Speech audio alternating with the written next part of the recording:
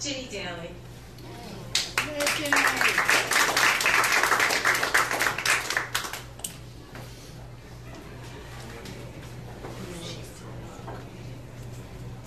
This is a short, simple piece. I don't know. Close to the mic. Short, simple piece, thinking about tests. And when I think about tests, I think about questions. And questions led me to this. When will I be old enough to go to school?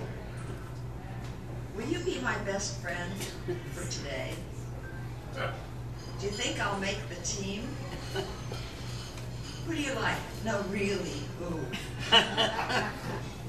Are you going to go away to college or are you staying home?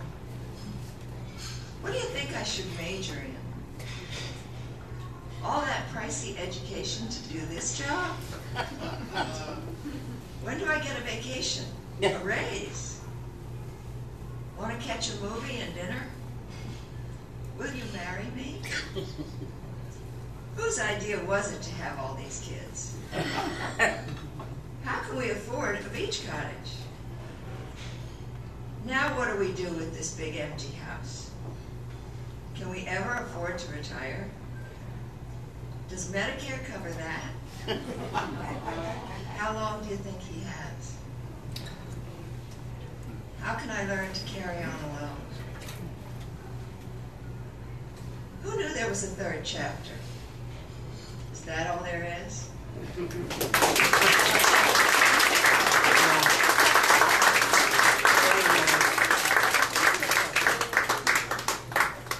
Poet James Keegan, who is right here, many of you know him, has titled Stuart the Prince of Patter. And Stuart likes that title, but Stuart Vining is going to talk to us and then give us a song.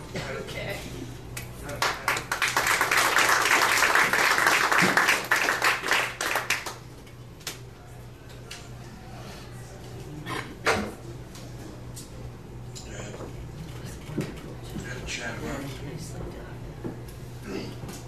Test this evening to see if I would want to make it here at all, which I did, fairly, because I went to sleep. The next test is to figure out which song to sing. I had no idea, so I've gone through about 5 songs sitting there eating dinner. I was still stumped. It's a great topic about tests. It's one of the stuff about tests. I was in New York last week painting. Penthouse these people on. And I don't know what test they passed. Real unclear on what test they passed. An unusual situation.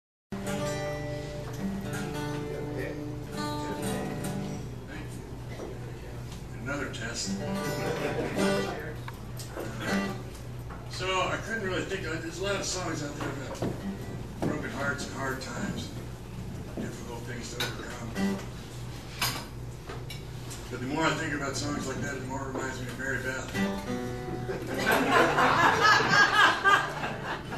So I went downstairs, had a cigarette, which is another test. One of my 2 bad habits. One of them is smoking cigarettes. The other one is lying about the number of bad habits I have. So I came up with a song that's a little more lightweight, but it is a test, amazing. It just came to me. It's an old song from the 20s that was real popular when people used to dance to the Black Bottom interview. Nobody's familiar with that. It's called I Wish I Could Shimmy Like My Sister. Sister Kate, she shimmies like the jelly right on a plate.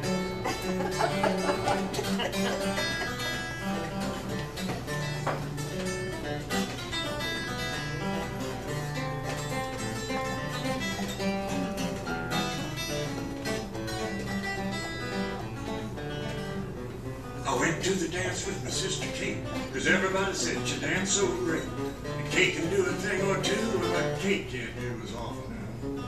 I looked around, she was in a trance. It was Kate just doing dance. Everybody was going wild about my sister dancing style. I wish I could shake her like my sister Kate. She shakes just like a bowl of jelly on a plate. Mama wanted to know last night. She said, why does everybody treat me so right? Mama, it's understood. Kate can shake it awful good. I may be late, but I'll be up to date when I can shimmy like Sister Kate.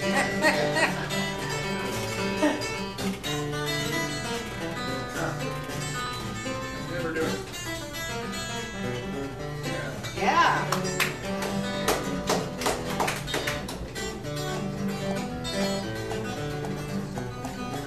Shimmy like my sister Kate, she shakes just like a bowl of jelly on her plate. Mama wanted to know last night, she said, why does everybody treat Kate so right? Mama, it's understood, Kate can shake it awful good. I may be late, but I'll be up to date when I can shimmy like my sister Kate. I may be late, but I'll be up to date when I can shimmy like my sister Kate.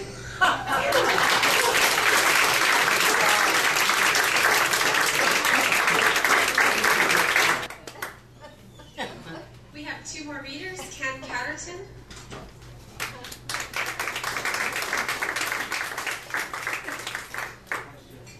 I wish I had written something with humor tonight, but I didn't. But it's about my childhood, dance childhood. July 1961, the Medical Center, Jacksonville Naval Air Station, Jacksonville, Florida. The Navy corpsman had me following down the dimly lit corridor into another pale green medical office. This one had an eye chart on the far wall. Take a seat. I'll be right back.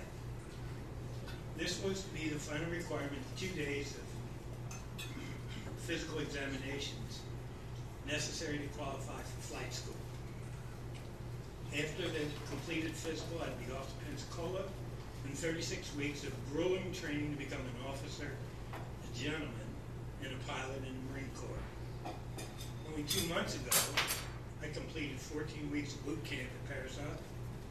And 2 months prior to that, I'd received my draft notice. And 2 months prior to that, I'd stopped attending classes at the University of Maryland and consequently was asked to leave.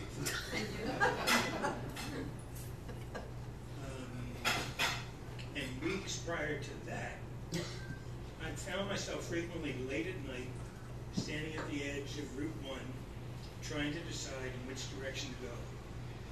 How hopeless it had been standing in familiar surroundings, not belonging anywhere. I was lost. After quickly identifying the eye chart letters, the corpsman handed me a book comprised of numerous pages filled with dots of various colors. Each page contained a sea of dots within which a pattern of colored dots described a readily recognizable object or word. This is a number 4. This is a house. This, and this, and this. And suddenly, nothing. I couldn't distinguish a thing. The corpsman, next page. Nothing. Next page. Nothing. The corpsman closed the book, stood up, and announced, Marine, you failed. You're red colorblind. You're a nuts, I said as I reached down into my sock and pulled out my open pack of Winston cigarettes. Holding it to his face, I said, that's red. Your face is turning red. My face is already red. And you failed the test. I'm going to the mess hall. You can find your way out. A few years later, while taking an annual military physical, I came to the same place in a light book and found nothing. The 20-year Navy chief suddenly said smilingly, no problem, we use a different, more sophisticated test. Successful as I knew I would be. I explained to him what had happened to me years ago, and he asked, Sergeant, you still want to be a pilot? No thanks, I said. No thanks, I said. I'm no longer lost.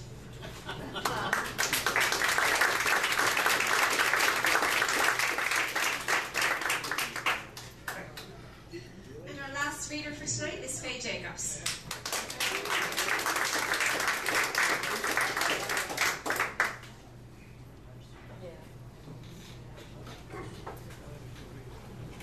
Tess is going to be reading this while standing. house. I was at Our Lady of Lowe's last Sunday when I spied two friends walking down the aisle with what appeared to be a birdhouse. Oh no, they said, it was a bat house, and that's all the rage these days for clearing your backyard of mosquitoes. Now I'm as anxious as the next person to avoid B-52 mosquito squads, but the idea of inviting bats to the party to deter the mosquitoes seemed rather like inviting Dick Cheney over for hot dogs in order to keep Colin Powell away. I'd rather have Colin Powell and a swarm of blood-sucking mosquitoes than Dick Cheney and bats, just saying. And my friend said, no, bats are lovely creatures. You hardly see them, and they are nature's best insect deterrent. To me, nature's best insect deterrent is staying in the house. Next, my buds told me that you have to mount the bat house on a 12-foot pole, which I agreed was perfect, as I wouldn't touch bats with a 10-foot pole. My spouse just rolled her eyes and put the bat house in the shopping cart. So I did some research. All you have to do to attract bats is to provide them with a bat-friendly structure. Apparently, they like crowded, warm spaces, so we're lucky they don't show up here on Friday nights. And they like it hot. Experts suggest putting a thermometer atop the pole along with the bat house so you can check its temperature in the night to attract occupants. I can barely stagger to the TV in the morning to check the Weather Channel, so there's very little chance of my shinnying off the pole to check the bat.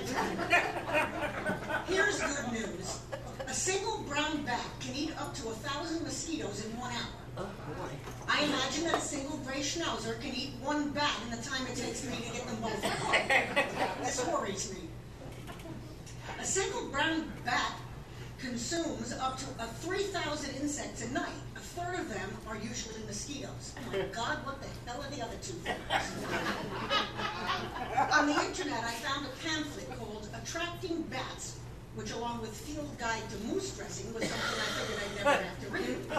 Apparently, using lures like bat guano will not work, which I was thankful for, but I never thought I'd be typing the words bat guano.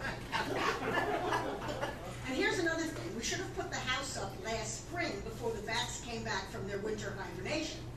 That's good, actually, because all we have to do now is have fun installing it, and I won't have to worry about getting bats for at least a year.